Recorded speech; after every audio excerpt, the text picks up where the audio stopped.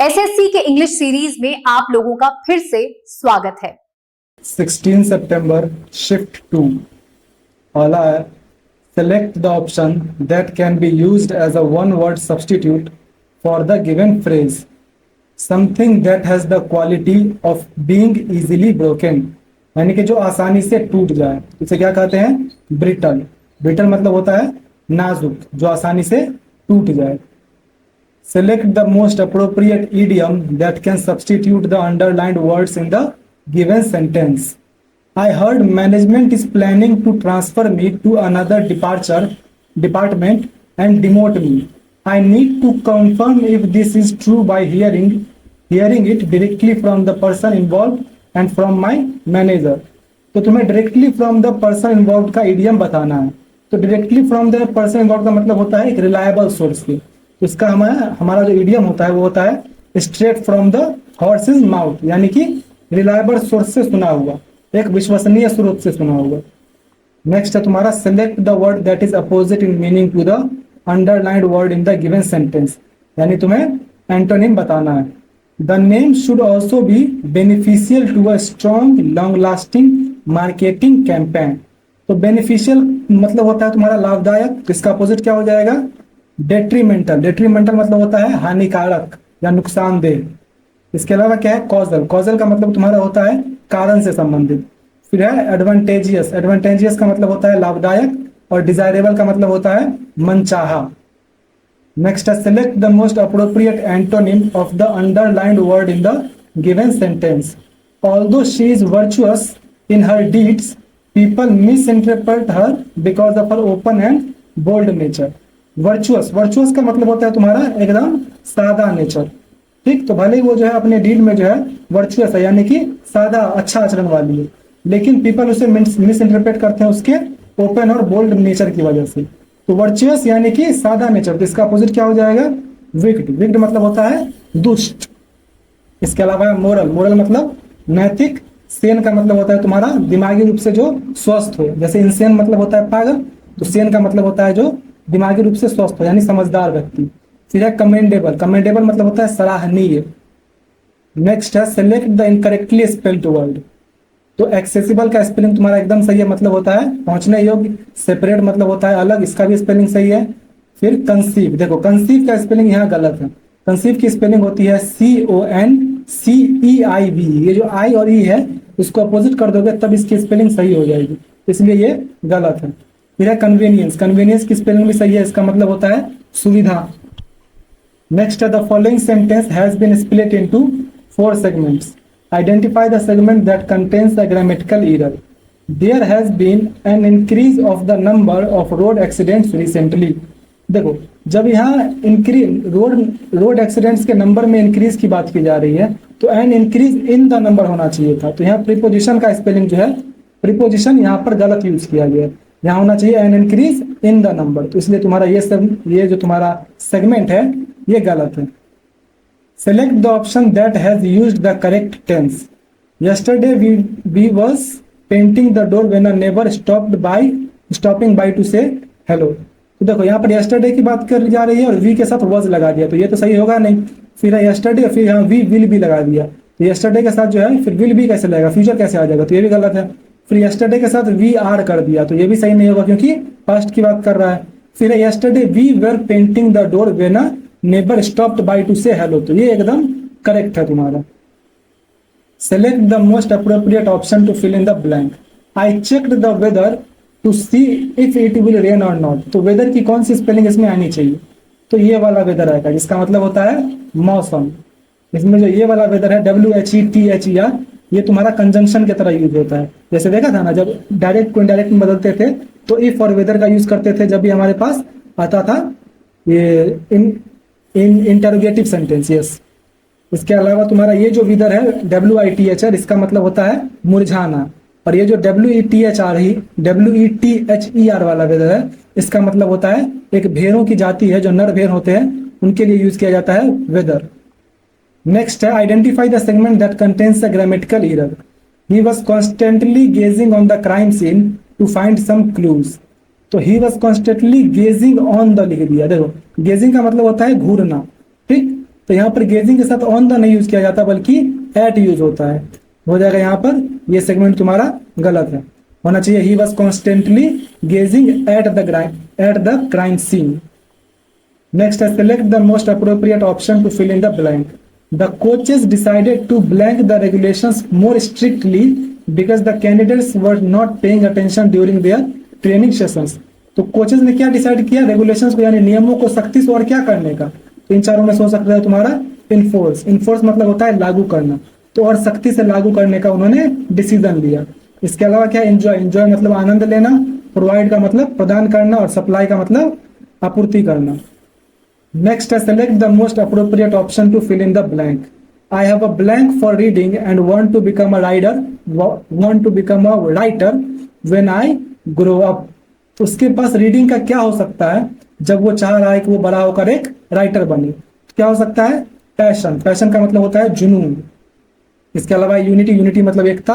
Dream, देखो dream को वैसे तुम सोच सकते थे कि हो सकता है ड्रीम भी हो जाए, लेकिन ड्रीम मतलब होता है सपना। सपना यहाँ पे उतना सटीक नहीं बैठता है जितना कि तुम्हारा पैशन बैठता है, क्योंकि पढ़ने का उसमें जुनून है और सपना उसका क्या है, एक राइटर बनने का। तो इसलिए यहाँ पर पैशन एकदम करेक्ट होगा। फिर है टैलो, टैलो जो है इसका मतलब होता है पशु की जो चर्बी होती है उसको टैलो कहते हैं। नेक्स्ट है select the most appropriate option that can substitute the underlined word in the given sentence. Solving the riddle given by our teacher is farther beyond our capacity. देखो फार्दर हम यूज करते हैं जब हमें अधिक दूर बताना हो, तो इसके लिए हम फार्दर यूज करते हैं, लेकिन यहाँ तुम्हें पहुंच से बाहर की बात कर रहा है। क्या बोल रहा है, solving the riddle given by our teacher is far beyond our capacity, मतलब यहाँ पे आना चाहिए फार बियॉन्ड आवर कैपेसिटी, तो इसलिए तुम्हारा फार आ जाएगा यहाँ पे। नेक्स्ट है Sean is notorious for reveal Sean. Sean is, ये जो SEAN है इसको शॉन पढ़ा जाता है।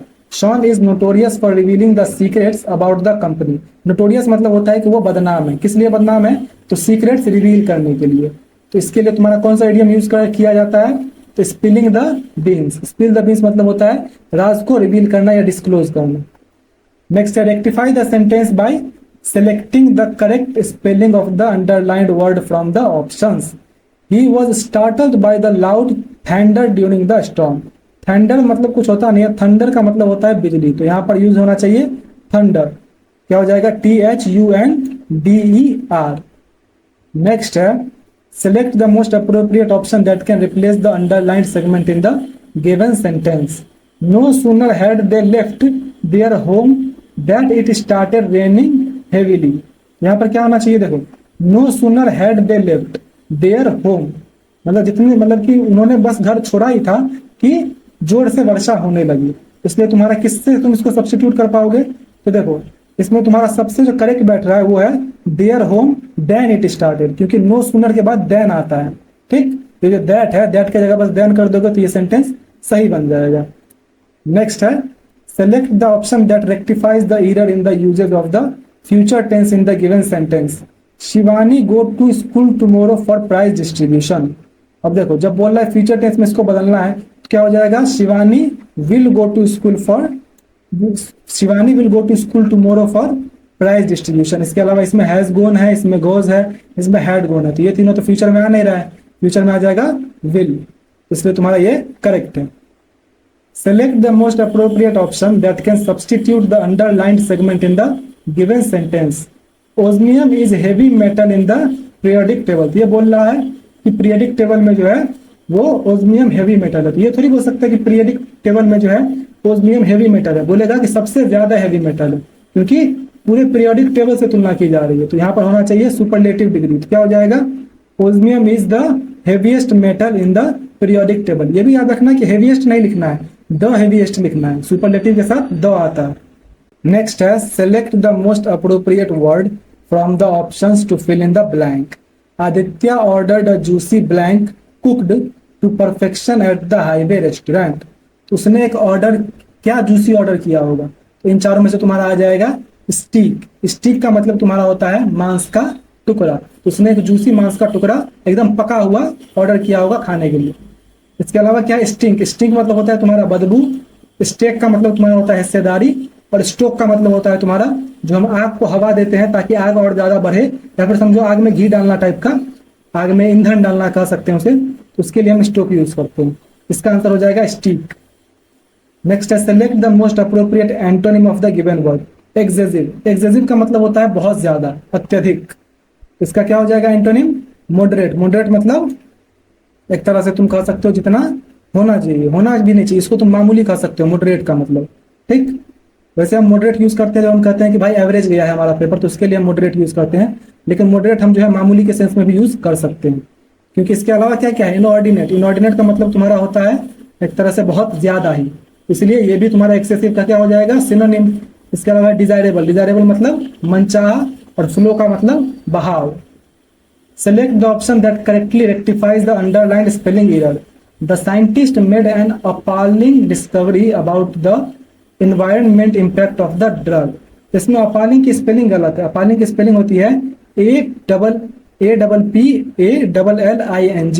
इसका मतलब होता है भयानक, कि साइंटिस्ट ने कैसी डिस्कवरी की है? तो बहुत ही भयानक डिस्कवरी की है ड्रग के एनवायरमेंटल इम्पैक्ट के ऊपर।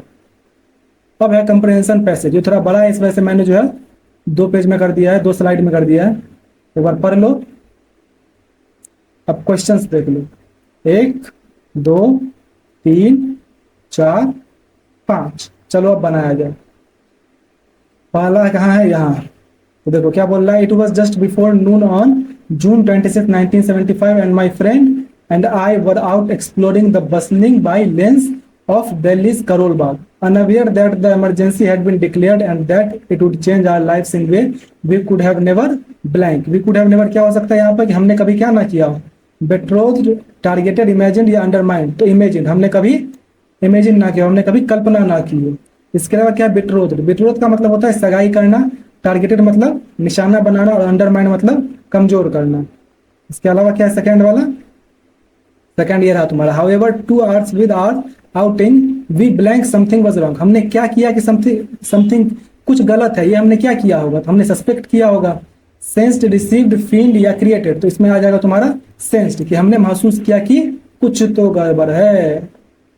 नेक्स्ट क्या है तुम्हारा? The pavement shops began to thin out as we watched and the bigger outlets too looked ready to blank. यानी जो छोटी छोटी दुकानें थी फुटपाथ वाली, वो सब तो बंद हो ही गई, साथ ही हमने देखा जो बड़ी दुकानें थी वो भी क्या होने लगी थी? Too looked ready to wrap up, open up, pop up या चिकन आउट। तो रैप अप मतलब होता है किसी चीज को बंद करना एक तरह से, या खत्म करना। रैप अप जैसे हम बोलते हैं ना कि let's wrap up the call, यानी कॉल को अब यहीं समाप्त करते हैं, तो उसी के लिए रैप अप यूज करता है। तो दुकान को बंद करने के लिए भी जो है हम रैप अप का यूज कर सकते हैं।